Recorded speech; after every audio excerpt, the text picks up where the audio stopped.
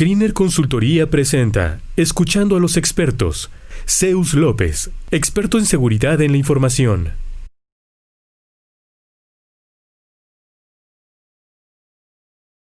Todas las empresas tienen en su parte digital una vulnerabilidad. Esa vulnerabilidad existe y va a existir en todas las empresas, en todos los sistemas. Soy Zeus López González. Actualmente soy el director de ciberseguridad para Banco Azteca en la parte de ecosistemas digitales, banca digital y gobierno de datos.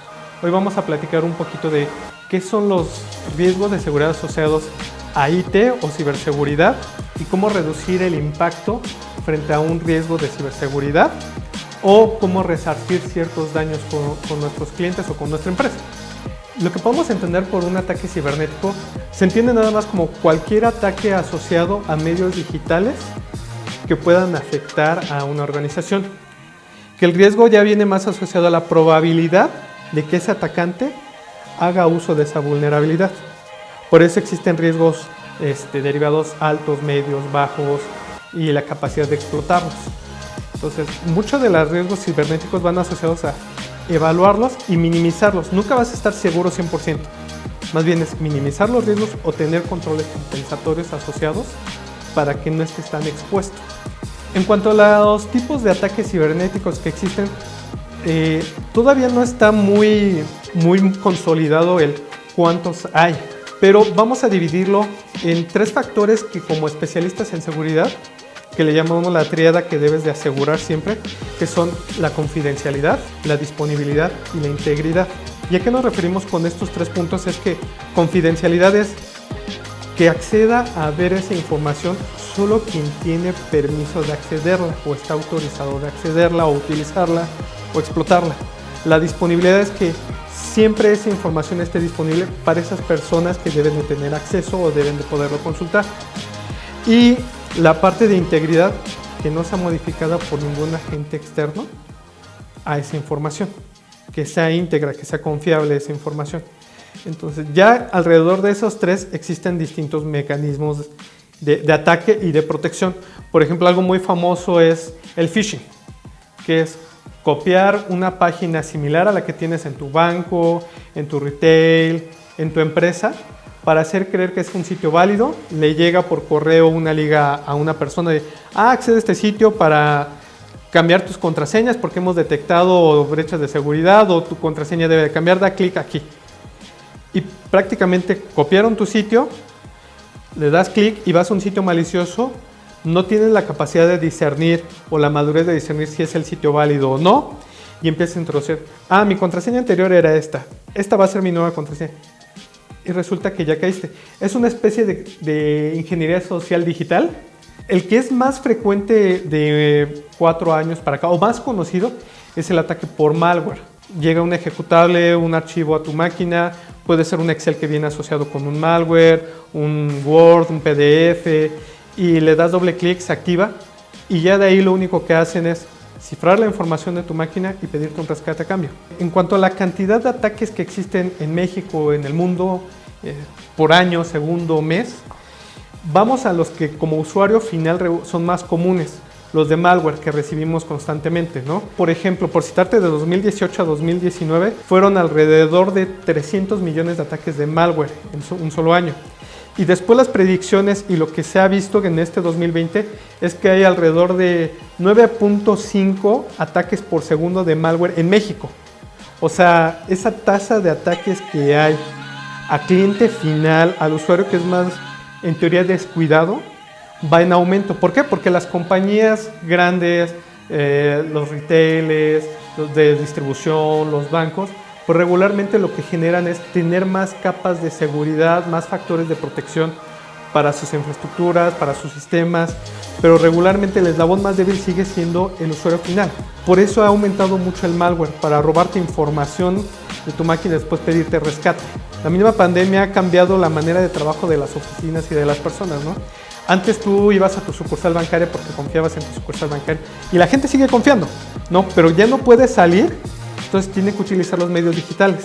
Pues los maleantes lo que dicen es hay que aprovechar esa brecha de que quieren utilizar los medios digitales y el que sea más fácil de utilizar. Pero también esto abre distintas posibilidades para para que nos roben información. ¿Cuánto podríamos gastar económicamente hablando en resarcir el daño por una brecha de ciberseguridad a un cliente? Es muy variable, ¿no? Todo depende del tipo de brecha que existió. Existen distintas legislaciones, hablando de México, por ejemplo las bancarias, de si fueron datos de tarjeta de crédito o si fueron datos personales, ¿no? Existe actualmente por el INAE la Ley Federal de Protección de Datos en posesión de particulares. Hubo una brecha de seguridad, si no mal recuerdo, hace 3 años para una empresa grande aquí en México que tuvo una brecha y, si no mal recuerdo, los datos fueron más de 200 millones de pesos. ¿Por qué? Porque existe una tabla de evaluación de los datos y también existe una tabla y existen fórmulas para evaluar los riesgos cuantitativos y cualitativos de una organización. Cuando es vulnerada una empresa que tiene 1 millón de registros de varias personas, ¿ya cuánto asciende? Ya no es nada más cómo vas a resarcir el daño a las personas, sino también puede quebrar tu negocio por pagar esa multa. Hace muchos años estuve trabajando con uno de mis clientes, tenía un sitio de noticias y resulta que decía, no, yo no tengo por qué asegurar tanto mi sitio y tener tantos controles de seguridad si yo nada más pongo noticias. No tengo datos transaccionales, no tengo datos personales de nadie, ni teléfonos. ¿Estás seguro? ¿Cuánto vale tu negocio? ¿Te has dado cuenta cuánto vale tu negocio, tu información, lo que publicas? Y le llegó un impacto de que le cambiaron una noticia y fue continuo durante esa semana. Ya haciendo los servicios, pudimos saber por dónde lo atacaron, cómo lo vulneraron, pero el problema no fue ese, ya fue cuando ya encontró el valor económico de tener seguridad, pero fueron aproximadamente entre 2 y 3 meses en que las compañías que hacían publicidad en los banners de al lado para su sitio no quisieron estar ahí. Todos quieren subirse a la era digital, ¿no? Lo que no toman en cuenta es que aquí todas las empresas son del mismo tamaño. No hay empresa grande, empresa chica. Si aquí perdiste la imagen y te vulneraron, te hackearon, te cambiaron la imagen, así como obtienes clientes muy rápido y creces, así los vas a perder y se van a migrar a otra aplicación, a otro sitio.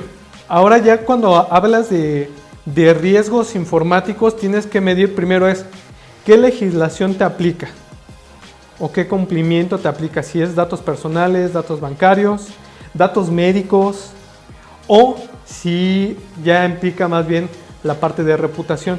Tu reputación, qué costo tiene, que es la confiabilidad. ¿Cómo nos protegemos o cómo podemos amortizar en ese sentido, ¿no?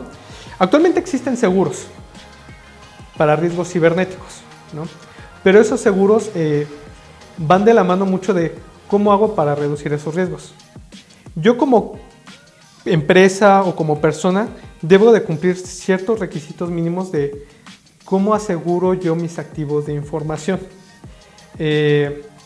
Hablemos como tal. Todos conocemos cuando entras en un edificio que dice aviso de privacidad, ¿no? Porque te piden tu INE y el aviso de privacidad debe decir para qué van a usar tu información, con qué fines, si se va a compartir, si aceptas que se comparte o no, etc, etc.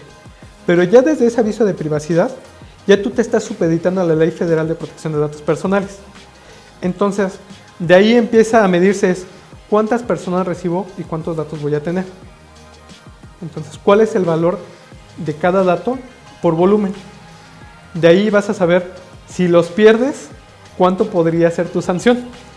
Entonces deberías de tener un seguro acorde al riesgo que tienes de perder esa información o manejar mal esa información. Como aseguradora también te van a pedir requisitos, es que utilice contraseñas robustas todo el personal, que tenga, inclusive más allá nada más del solo el aviso de privacidad, que tenga una política de seguridad de la información y trato de información muy sencilla, ¿no? Qué datos son públicos, qué datos son sensibles, qué datos son privados. Entonces ya de ahí, con esa clasificación, podemos acordar, mi información pública esto es comercial y esto es público, no tiene un valor, no tengo por qué asegurarlo. Pero estos datos son confidenciales o son datos personales, estos sí los voy a asegurar y tengo tanta cantidad que me haría acreedor a esta multa. Y ya prácticamente la aseguradora te debe decir, ok, tu póliza asciende tanto, pero vas a estar asegurado por X monto, acorde a ello, y tú tienes que cumplir con estas características, ¿no? Que todos te firmen una le llaman NDA o un acuerdo de no disclosure, de privacidad, que deben de cumplir todos los empleados, como cliente que aceptes qué uso de la información vas a hacer y como empresa cumplirlo, porque si no lo cumples y el cliente se da cuenta, prácticamente te puede decir está incumpliendo el aviso de privacidad y ya te va una multa, ¿no? Tú como empresa estás dispuesto a pagarla o si llegas a tener ese incidente, pues que un seguro te ampare. Y el otro que comentaba es cuánto vale para ti tu negocio si no tienes esa información. Pues si tuviera un incidente de seguridad perdería, si no sé, el caso de esta compañía de noticias, si nadie se anuncia en mi sitio durante un mes porque tuve una brecha de seguridad, ¿cuánto dinero perdería? Entonces también ya lo platicas con la aseguradora, das el monto y ya llegan a un acuerdo. Pero sí tiene que existir de las dos partes un acuerdo de te aseguro siempre y cuando tengas este cumplimiento y yo lo cumplo, para amparar la póliza y que te la puedan cumplir. Y también como tú como cliente puedas exigir que se te haga el pago correspondiente por ese incidente de ciberseguridad al que fuiste susceptible. Salud, negocios, finanzas, bienestar, seguridad. Kriner Consultoría te acerca a los expertos. Síguelos en sus redes sociales, déjanos un comentario y dinos qué te gustaría escuchar de ellos.